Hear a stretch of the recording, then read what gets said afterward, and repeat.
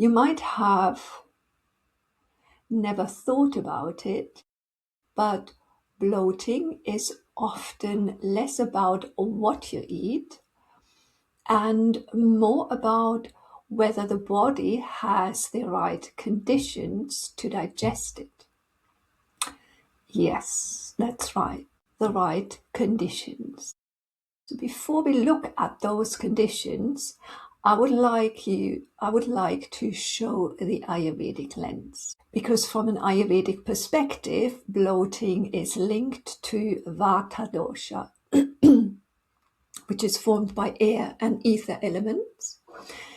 And it carries qualities like cold, mobile, light, and dry. At the same time, there can be underneath that also Pitta dosha, which is fire and water, and has hot and penetrating qualities, which can lead to sensitivity and inflammation in the digestive tract. But beneath both sits something even more important called Agni, your digestive fire. When Agni is steady, food is processed efficiently. And when it feels low, irregular, or overloaded, digestion becomes incomplete. And this is when you might notice your body responds. Notice your body responding, first in subtle ways. For some people, this shows up as gas or irregular digestion.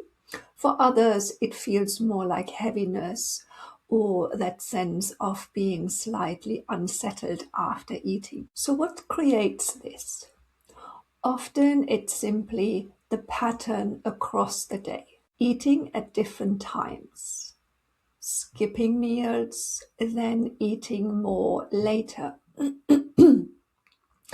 snacking when the previous meal hasn't fully digested, eating quickly, eating while working, cold food, cold drinks. None of these are unusual, right? But over time, these patterns can leave digestion feeling a little sluggish and the body carrying the heaviness forward.